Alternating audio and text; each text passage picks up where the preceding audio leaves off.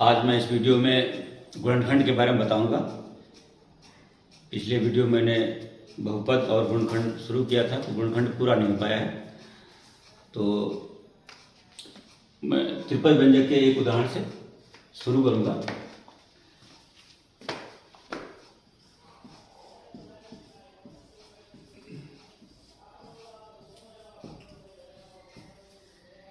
त्रिपद व्यंजक, इसमें हम लेते हैं एक सवाल।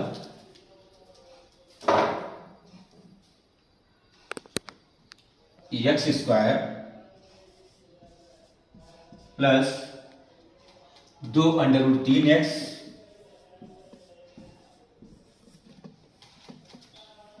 माइनस 24।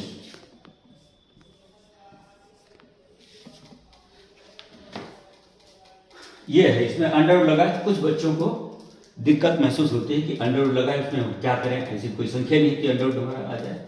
देखते हैं इसका गुणांक कितना है बच्चों, 1, इसका है 24, तो 1 गुणा 24 कितना हो गया, 24 हो गया ना। तो 24 के हम गुणनखंड करें क्या जाएगा, 8 गुणा 3। इसको क्या लिखेंगे हम, 8 को लिख सकते हैं 4 गुणा 2, और √3 को लिख सकते हैं √3 गुणा √3। अब इसको हम 4√3 गुणा 2√3 में लिख सकते हैं, और इसका अंतर जो है वो 2√3 हो जाएगा। इन दोनों गुणनखंडों का अंतर 2√3 हो जाएगा, और वही हमको लाना है। इसका मतलब 2√3 की जगह पर हम क्या लिखेंगे, ये 2√3 जगह क्या लिखेंगे, 4√3 माइनस 2√3, 4√3 माइनस 2√3 x माइनस 24। इसको एक बार फिर देख लो, इसका गुणांक 1 है और लास्ट में दिया है 24। तो त्रिपद व्यंजक में इन गुणांकों का जितना गुण आता है उसे खंड हम करते हैं, गुणनखंड। उनका जोड़ या घटाना इस बीच वाले पद के बराबर आना चाहिए। तो इनका गुणा हो गया 24, 24 के गुणनखंड किए हमने 8 गुणा 3, 8 के टुकड़े हो गए 4 गुणा 2, और 3 को हम लिख सकते हैं √3 गुणा √3। इस 4 के साथ हमने ये √3 ले लिया, तो 4 गुणा √3 तो 4√3 हो गया, गुणा 2 गुणा √3 तो 2√3 हो गया।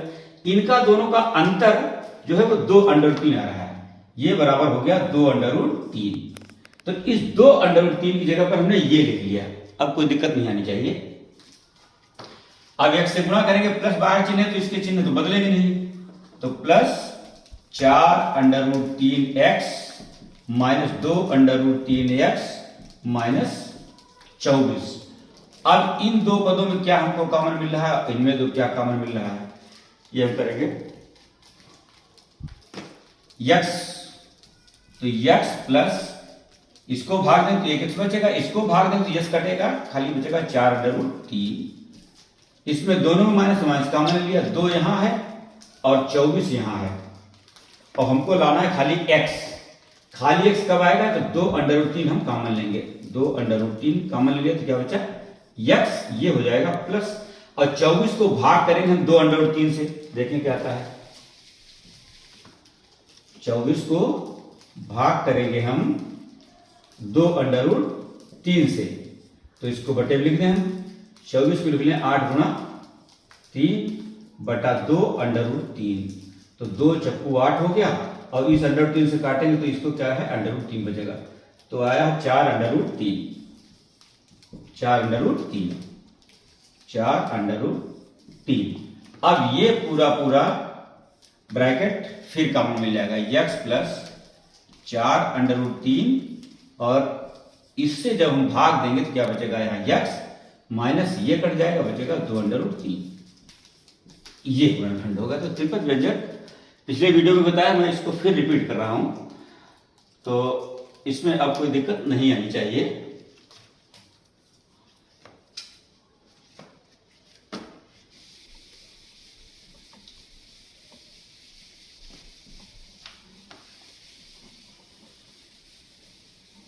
अब पूर्ण वर्ग बनाकर गुणनखंड होते हैं।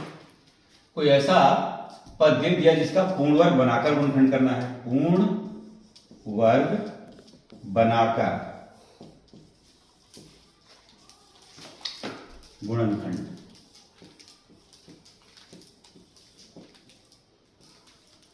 एक लेते हैं उदाहरण, जिसे दिया है x square plus 8x plus 15। तो इसके गुणनखंड तो होंगे नहीं, हो भी सकते, इसके ट्रिपल व्यंजक से भी हो जाएंगे, 5 या 15, 5 और 3 8, लेकिन हमको पूर्ण वर्ग बनाकर गुणनखंड करना है तो इसका पूर्ण वर्ग बनाएंगे। इसको लिख लें x square plus 8x plus, हम मान लें इसमें ए स्क्वायर जोड़े तो पूर्ण वर्ग हो जाएगा। ये हमने माना कि ए स्क्वायर अगर जोड़े तो पूर्ण वर्ग हो जाएगा। तो अब इसको हम क्या लिखेंगे, ये तो x का स्क्वायर हो गया प्लस ये a का होल स्क्वायर हो गया, प्लस बीच में क्या है 2 गुणा 2a भी होता है, 2 गुणा x गुणा a। इसका मतलब 2x है, इसकी अगर हम तुलना करें, इन दोनों की तुलना करें तो 2xa बराबर 8x आ गया। तुलना करने पर क्या जाएगा, 2xa बराबर 8x। तो a बराबर कितना हो जाएगा, 2 काट देंगे तो 4 बढ़ जाएगा, a बराबर 4 हो गया, a बराबर 4। तो a स्क्वायर बराबर कितना हो गया, 4।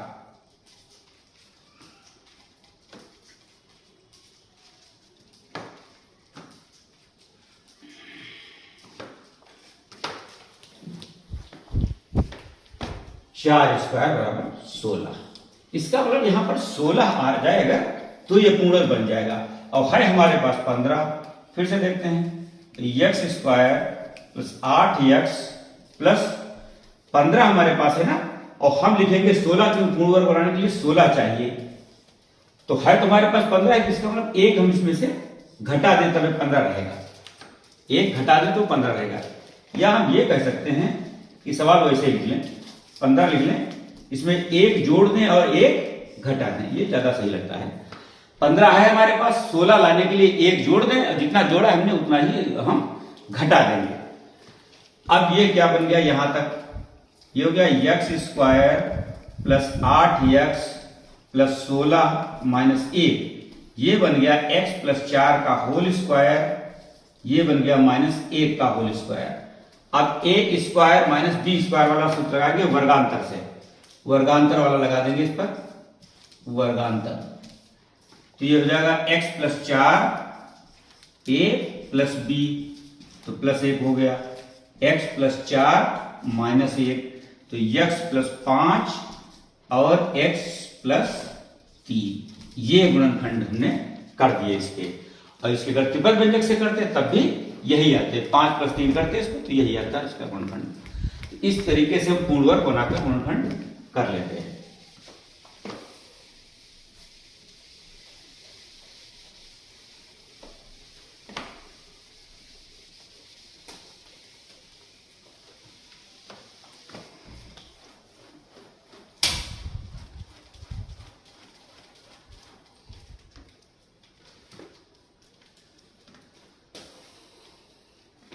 कभी कभी कुछ सवाल ऐसे आ जाते हैं कि x square plus x plus के का एक गुणनखंड एक्स माइनस है, इसका एक गुणनखंड एक्स माइनस 1 है, तो के का मान बताओ। अगर ये गुणनखंड है तो इससे जब भाग देंगे तो शेषफल क्या आ जाएगा, 0 आ जाएगा। तो यदि x माइनस 1 बराबर 0 तो क्या हो जाएगा, x बराबर 1। x बराबर 1 रखने पर शेषफल कितना आ जाएगा, 0 होना चाहिए, क्योंकि कह रहा है इसका गुणनखंड, तो शेषफल कितना होना चाहिए, 0 होना चाहिए। तो x बराबर 1 इसमें डालेंगे हम, 1 स्क्वायर प्लस 1 प्लस के बराबर 0 होना चाहिए, क्योंकि गुणनखंड है। तो ये हो गया 2 प्लस के बराबर 0, तो के बराबर हो गया -2। तो इस तरीके से के वगैरह के अगर मान निकालने हैं तो हम मान निकाल सकते हैं।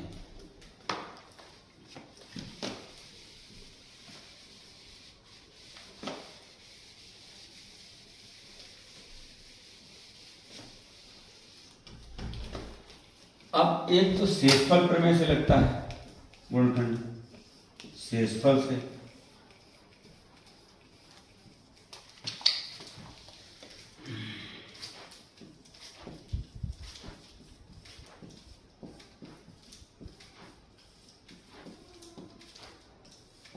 देखिए, तो इसमें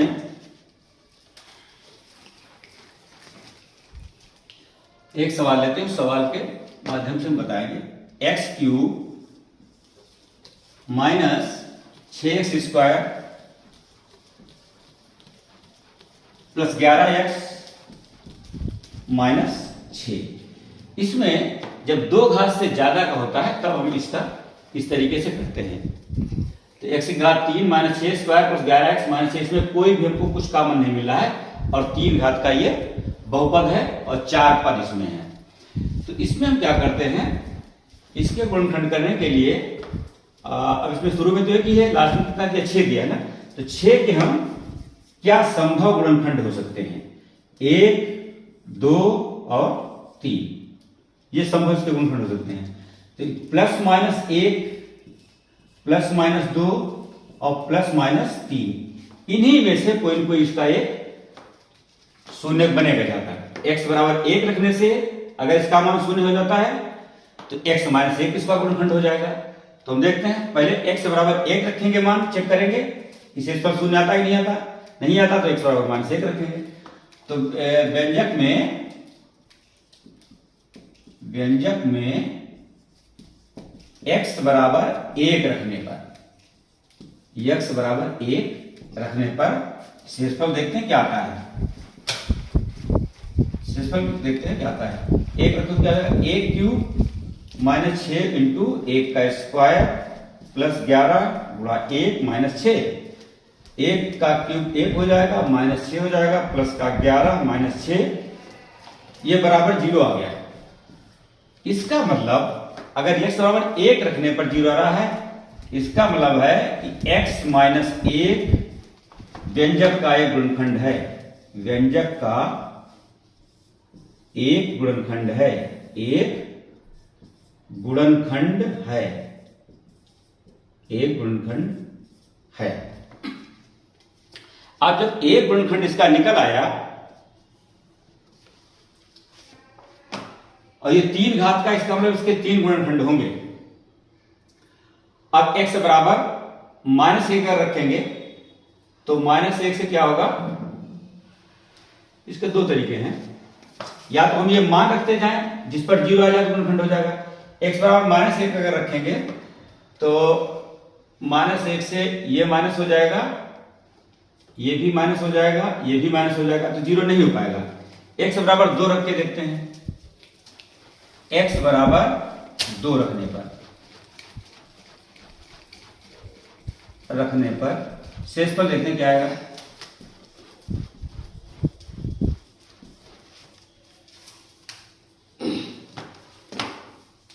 दो रखो उसमें, तो 2 की घात 3 माइनस 6 इंटू 2 का स्क्वायर प्लस 11 गुणा 2 माइनस का 6, ये देखिए कितना आ जाएगा, 8 माइनस 2 का और 4 6 24 और प्लस 11 दूनी 22 माइनस का 6, तो ये कितना हो गया, 22 और 8 30 और माइनस का 30 बराबर 0 हो गया। तो x बराबर 2 रखने पर शेषफल 0 हो गया। अतः x माइनस 2 व्यंजक का एक गुणनखंड है, एक गुणनखंड है, एक गुणनखंड है। तो एक हमारा गुणनखंड ये निकल आया x माइनस 1, एक निकल आया x माइनस 2। एक गुणनखंड और बचा है, वो हम देखो मान डालते हैं। अगर माइनस 2 रखेंगे x बराबर माइनस 2, तो ये भी माइनस का हो जाएगा, ये भी माइनस का हो जाएगा, ये भी माइनस का हो जाएगा, नहीं पाएगा। x बराबर 3 रख के देखते हैं, x बराबर 3, व्यंजक में x बराबर 3 रख के देखते हैं। x बराबर 3 रखने पर, x बराबर 3 रखें तो क्या हो जाएगा, माइनस 3 का क्यूब माइनस 6 इंटू माइनस 3 का square plus 11 into minus 3 minus 6, तो ये कितना हो गया, माइनस 3 का क्यूब तो हो जाएगा माइनस का 27, ये होगा 9 9 छाक 54 माइनस का 54 3 रखते हैं, x बराबर 3 रखते हैं, इसमें सब माइनस के ही आ जा रहे हैं। x बराबर 3 रखते हैं तो कितना हो जाएगा 27 और 9 छाक 54 और ये हो जाएगा प्लस का 33 माइनस 6। अब प्लस वाले कितने हो जा रहे हैं 60 और माइनस के भी 60 हो गए तो बराबर 0 आ गया। तो इसका मतलब है x बराबर 3 रखने पर शेषफल 0 आ गया, शेषफल बराबर 0। अतः x माइनस 3 को इधर लाएगा था, x माइनस 3 व्यंजक का एक गुणनखंड है, एक गुणनखंड है। अतः ये तीनों गुणनखंड क्या हो गए, एक तो था x माइनस 1, x माइनस 2 और ये हो गया x माइनस 3। इसलिए इसके गुणनखंड क्या हो गए x माइनस 1, x माइनस 2 और x माइनस 3, ये 3 गुणनखंड इसके हो गए। तो शेषफल प्रमेय से इस तरीके से हम लगा लेते हैं, ये मान डाल डाल के एक करके निकाल लेते हैं। जो लास्ट में संख्या है उसके फैक्टर कर लेंगे और मान डालते जाएंगे, जिससे 0 हो जाए उस चिन्ह को इधर ले आएंगे, से x बराबर 3 से 0 हो गया, 3 को इधर लाएंगे तो x माइनस 3 हो जाएगा, तो वो उसका गुणनखंड हो जाएगा। इस तरीके से गुणनखंड इसके कर लेंगे।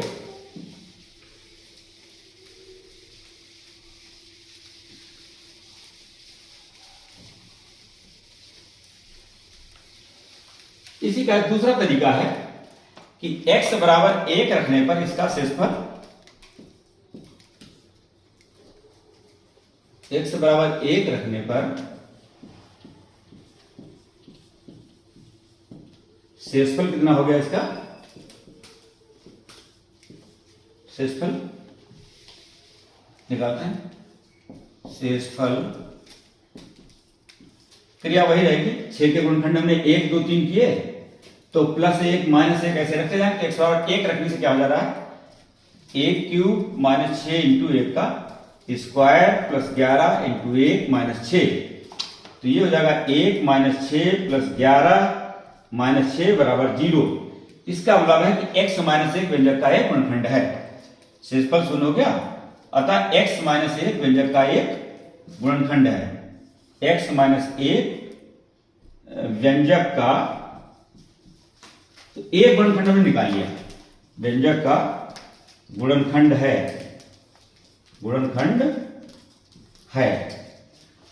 अब हम ये सवाल लिखेंगे, x cube minus 6x square plus 11x minus 6, और एक गुणनखंड जो हमने निकाला उसको इसके नीचे 3 बार लिखेंगे, x माइनस 1, x माइनस 1 3 घात का है, इसलिए इसको हम 3 बार लिखेंगे। यहां x है, यहां x क्यूब लाना है तो हम x स्क्वायर से इसको गुणा करेंगे ना।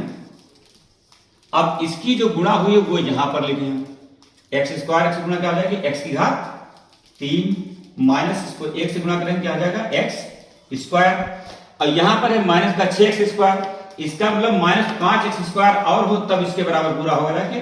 तो माइनस 5 स्क्वायर x स्क्वायर कैसे आएगा, जब इसको हम माइनस 5x से गुणा करेंगे, खोले ब्रैकेट, तो ये हो जाएगा माइनस का 5x स्क्वायर, ये 1 से गुणा करेंगे प्लस हो जाएगा 5x, अब है 11x, इसका मतलब 6x और चाहिए हमको, प्लस 6x और चाहिए, 6x आएगा कैसे, इसको प्लस 6 से गुणा कर दो, 6x माइनस 6। अगर अंतिम संख्या वही आ जाती इसका मतलब हमने यहां तक सही किया है। अब x माइनस 1 तीनों जगह है तो कॉमन मिल जाएगा x माइनस 1, और इधर बचेगा x square minus 5x plus 6, तो x माइनस 1, अब इसके हम त्रिपद व्यंजक से गुणनखंड कर लेंगे, 6 के टुकड़े करेंगे 2 गुणा 3, तो 2 गुणा 3, तो 2 और 3 का जो है लाना है माइनस का 5, तो माइनस का 2 हो गया, माइनस का 3 हो गया, तो इसका एक गुणनखंड हो जाएगा x माइनस 2, एक हो जाएगा x माइनस 3, ये त्रिपद व्यंजक से कर लेंगे आप, तो ये हो गया x माइनस 2 और एक हो गया x माइनस 3। एक ये तरीका है शेषफल प्रमेय से ये 3 घात वाले व्यंजक का गुणनखंड करना। एक तरीका पहले बताया था, तो ये 2 तरीका हो गए। तो शेष पर प्रमेय से इस तरीके से गुणनखंड करेंगे। यहां पर मैं एक बार फिर बता दूं, एक गुणनखंड जब हमारा निकल आया तो जो व्यंजक है लिख लिया, उसके नीचे 3 घात का, तो 3 बार हम x माइनस 1 लिखेंगे। फिर देखेंगे इसको कितने से हम गुणा करें तो x क्यूब आ जाए, तो x की घात 3 लाना है, x स्क्वायर से गुणा करेंगे। जो ब्रैकेट खोलेंगे वो यहां लिखते जाएंगे, माइनस का x स्क्वायर, चाहिए हमको माइनस का 6x स्क्वायर, तो माइनस 5x स्क्वायर और लिख दिया आगे। लेकिन माइनस 5x आएगा कहां से, तो हम माइनस 5x से इसको गुणा करेंगे, प्लस करके क्या हो जाएगा 5x, लेकिन है हमारे पास कितना 11x, तो 11x लाने के लिए 6x और लिखा, लेकिन 6x आएगा कहां से, इसको जब हम 6 से गुणा करेंगे तो 6x माइनस 6, इतना हमने अगर कर लिया, ये स्टेप थोड़ा अभ्यास करेंगे तो आ जाएगा।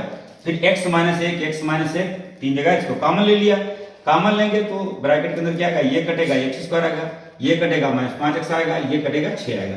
अब इसको हम त्रिपल व्यंजक से फिर बाद में आसानी से गुणनखंड कर सकते हैं।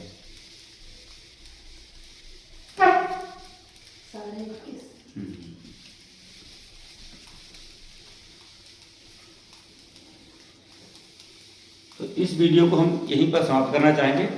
गुणनखंड में अभी कुछ और शेष बचा है, उसको हम अगले वीडियो में बताएंगे, नहीं तो वीडियो और लंबा हो जाएगा। धन्यवाद।